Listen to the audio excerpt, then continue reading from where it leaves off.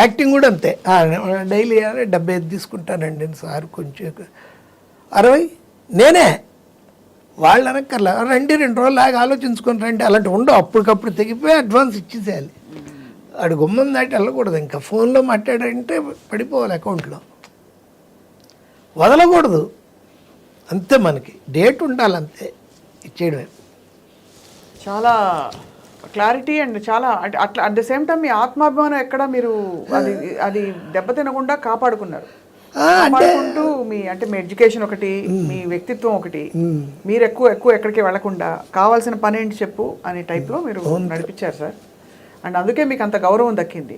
ఆ రోజుల్లో మీరు ఒక ప్రపంచంలో వచ్చినప్పుడు మీ తోటి సహ రైటర్స్ కొంచెం సీనియర్లు ఉంటారు కదా, ఈర్ష్యపడ్డారా? కొంచెం చూసుంటారు.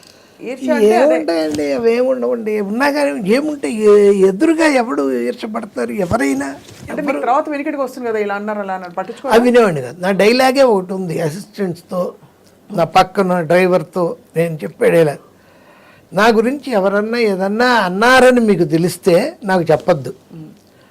నా వెనక, నా ముందంటే నేనే చెప్పుకుంటా, అంతే. క్లారిటీ. ఇవాళ మీరు యాక్చువల్లీ మీరు చెప్తున్న విషయాలు ఒక్కొక్కటి సంఘటనలు కావచ్చు, మీ జీవిత సూక్తులు, మీ డైలాగులు అన్నీ కూడా చూసే వాళ్ళకి చాలా పెద్ద ఇదండి, గైడెన్స్. ఎందుకంటే మీరు ఎలా బ్రతకచ్చో, ఎంత ప్రాక్టికల్గా ప్రాగ్మాటిక్గా ఉండొచ్చో కూడా మీరు చూపించారు. ఎక్కడ దేనికి స్పందించాలి, దేనికి అవసరం లేదని. అవును సార్, ఇప్పుడు యాక్టింగ్ అన్నది మీరు ఎంచుకుని వచ్చారా? అంటే మీరు అంతకుముందు మీ రంగస్థల అనుభవం వల్ల తర్వాత మీకు సినిమాల్లో తెరపై కనిపించే అవకాశమా, లేక ఎలా వచ్చింది అది? అంటేనండి, అదే ఇలా ఈ దేవంతుడు డాగురే చుక్క అది రాస్తున్న టైంలో నాకు వచ్చిన బ్రేక్ అది షిరిడి సాయిబాబా మహత్యం. కమర్షియల్ సినిమాలు అవుతున్నప్పుడు అది చేయగానే వేమన చరిత్ర అని ఆయనకే, విజయ్ చంద్రకి. అది అయ్యాక ఆగిపోయింది సినిమా. ఆత్రేయ గారు రాసి ఆగిపోయింది అయ్యప్ప స్వామి మహత్యం. అలా వచ్చాయి నాకు. ఆ తర్వాత ఈయన మన కోటరామకృష్ణ, సోగ్గాడి కాపురం, భలే దంపతులు, రావు గారి ఇంట్లో రౌడీ, అంకుశం, వరుసగా ఉన్నాయి. 20 సినిమాలు రాశాను ఆయనకి. మొత్తం తెలుగు తమిళ ప్రతివిధి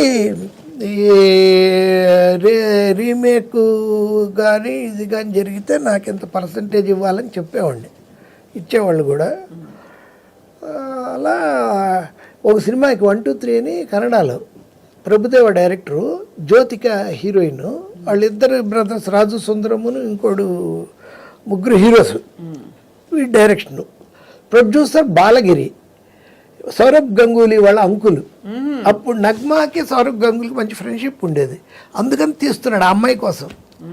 తెలుగు, తమిళ్, కన్నడ, హిందీ. వెళ్ళాను, వాళ్ళు విన్నాను. ఆవిడే చెప్పింది కదా, అంతకుముందే ఆవిడ నాకు చేసింది అల్లరల్లుడు అవి చెప్పి నాకు దీన్ని చేసి ఇవ్వాలండి, ఆల్ ది బెస్ట్ అని, ఒక 1/2 అవర్ నాటికి ఇది అని చెప్పింది. వెంటనే అలా చెప్పింది. ఇప్పుడు మనం ఎలా ఇంటర్వ్యూ చేస్తున్నాం, వెంటనే అది ఎలా చెయ్యాలో ఏంటో మొత్తం చెప్పేశా. రికార్డ్ చేసుకున్నారు. అమౌంట్ అడిగింది. ఆవిడ రికార్డ్ చేసుకుని లేస్తూ ఉంది. అయిపోయాక లేస్తూ ఉంటే నేను, మేడం మనం ముఖ్యమైన విషయం మాట్లాడలేదను, we're not talking about the main thing, what's that money అని. సారీ అని అంకుల్ అని ఆయన్ని పిలిచి, ఆయన బలవాడు, నేను రెడీగా ఉన్నాను లోపల రండి అని తీసుకెళ్ళి ఏంటి ఎక్స్పెక్ట్ చేస్తా, అన్ని లాంగ్వేజ్లు 5 లాంగ్వేజ్లు అన్నారు కదా, 25 lakhs ఇవ్వండి సార్ నాకు ఓకే ఇచ్చేస్తాను, నేను సింగిల్ పేమెంట్ కావాలి సార్ నాకు ఇప్పుడే, నాకు అన్ని కలిపి అన్నాను. సింగిల్ పేమెంట్ అయితే 20 ఇస్తాను, మీరు మామూలుగా తీసుకుంటే 5,555 ఇస్తాను చెప్పారు. 5,555గా ఇస్తాను అన్నాడు. నాకు 20 ఇచ్చేయండి నన్ను, 25 వద్దండి, 5 లక్షలు తగ్గిస్తాను, ఇచ్చేసేయండి నన్ను. 50% క్యాష్ చెక్ ఇచ్చేశారు. యాట్రియా హోటల్లో బెంగళూరులో కూర్చొని రాసి ఇచ్చేసారు. అది వాళ్ళది కామెడీ ఏంటంటే, వైట్ వరకు బాగానే ఉంది, 10 లక్షలు బ్లాక్ ఉంది, దాన్ని బాంబే రమ్మన్నారు ఒకసారి, అక్కడ డిస్కషన్స్ అని. ఏముండవు డిస్కషన్, ఎవడు రాడు లేవడు, అందరు రాత్రి 12 నుంచి లైఫ్ మొదలవుతుంది బాంబేలో, మీకు తెలిసి ఉంటుంది. తెల్లార్లు ఉంటుంది. రాత్రి 4 గంటలకి అంధేరి ఏరియాలో ఒకేసారి అపార్ట్మెంట్స్లో కుక్కర్ విజిల్ సౌండ్స్ వినిపిస్తాయి. అప్పుడు అనవణుతున్నారు అనమాట ఎర్లీ మార్నింగ్. అదో బాంబేనో చచ్చేవాళ్ళం. నితిన్తో కూడా అదే నాకు ప్రాబ్లం ఉండే, నితిన్ కపూర్. 1 గంటకి మేము సిట్టింగ్ అయిపోయి కలికాలం సినిమాకి, ఓకే సార్ ఇప్పుడైతే మనం 4కి కలుద్దాం అని వెళ్తుంటే అతను ఎంట్రీ, గుడ్ మార్నింగ్ సార్ అని. ఏంటి మేము వెళ్ళిపోతుంటే మీరు ఎంటర్ అవుతుంది, మాకేమో ఆకలి, ఆయన మేము ఇప్పుడే తినేసి వచ్చాడు. వాళ్ళు బాంబేలో ఎంత ఘోరం అంటే ఎవరు వచ్చేవాళ్ళు కాదు, ఫోన్లోనే అన్నీ. సార్ మీకు మా డ్రైవర్ వచ్చి అమౌంట్ ఇచ్చేస్తాడు, ఫ్లైట్ టికెట్ ఇచ్చేస్తాడు, ఆ కార్లో మీరు దిగిపోండి అని. వస్తే వాడు ఒక 10 రూపీస్ ఇచ్చేవాడు, 10 రూపాయల నోటు. వాళ్ళు ఏంటండి అంటే, ఏం లేదు సార్ మీరు హైదరాబాద్ ఎయిర్పోర్ట్లో దిగ్గానే ఒకడు వస్తాడు మీ దగ్గరికి, ఈ 10 రూపాయలు ఇస్తే మీకు క్యాష్ 10 లక్షలు ఇచ్చేస్తాడు. ఇదేంట్రా బాబు ఏదన్నా ఇరుక్కుంటామే ఏంటి గొడవ, ఇది హవాలా చేయిస్తున్నారే అని. అయినా తప్పదుగా ఓకే సార్ ఇక్కడ వస్తే నిజంగానే వచ్చేవాడు ఒకడు.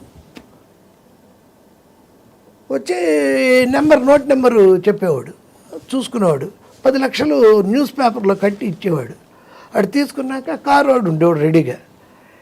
నాకేంటి భయం, మన కొడుకులు ఇలా ఇచ్చారంటే మళ్ళీ మనల్ని ఎక్కడికైనా తీసుకెళ్ళి వేసేస్తారా ఏంటి తెలియదు. అంటే స్మగ్లింగ్ చేసేసిన దీవార్లో అమితాబ్ బచ్చన్ లాగా ఏదో పెద్ద మనం స్మగ్లింగ్ చేసేస్తున్నామా ఏంటిది అర్థం కాదు. అది వీడిని ఇంటి దగ్గరికి వెళ్ళకూడదు, వీడితో పాటు మన ఇంటికి వెళ్ళకూడదని కావాలని అక్కడికి ఇక్కడికి వెళ్ళి ఒక చోట ఎక్కడో ఆపి ఏ నల్లకుంటో ఏదో అని వెళ్ళిపోమని ఈ సూట్ కేసు ఈ డబ్బు అంతా పెట్టుకొని వేరే ఆటో ఎక్కి ఇంటికి వెళ్ళేవాడిని. వీడికి మన ఇల్లు తెలియకూడదు, ఓవర్ యాక్షన్. అన్నీ చూసారు సార్ మీరు, అన్ని రసాలు, అడ్వెంచర్ రసం కూడా ఉంది కదా. అవును, ఆ భయం రావడం చాలా సహజం మనకి, మామూలు వాళ్ళకి.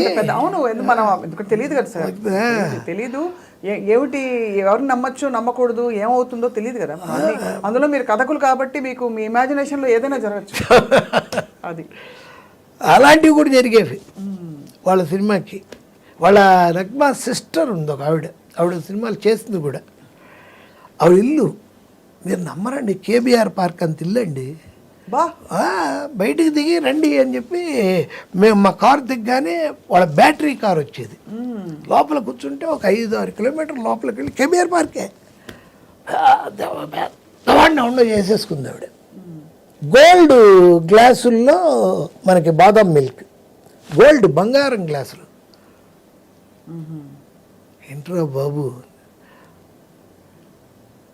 అలాంటివి కూడా చూసాం. అన్నిటికంటే గొప్ప విషయం సార్, మీరు మీ పరిధిలోనే, మీరు మీ ప్రపంచంలోనే ఉన్నారు, ఎక్కడికి మీరు you didn't get carried away. That is the great thing. అవును, అది గొప్ప విషయమే కదా. అది ఎంత గొప్ప విషయం. అవును, ఇన్ని జీవితాలు, ఇంతమంది జీవితాలు, ఇన్ని కథలు, ప్రేమ కథలు, ఇంకా మందు సర్వము చూసేసారు మీరు. సో కానీ అదే ఇప్పుడైతే మీకు ఫైనలీ మీరు ఇంకా ఏం కోరుకుంటున్నారు జీవితాన్ని? ఉన్నంత వరకు ఇలాగే వెళ్తా ఉండాలనే, బ్రతుకంతా ఇలాగే నిమిషం మాటలాగా సాగాలి అంతే.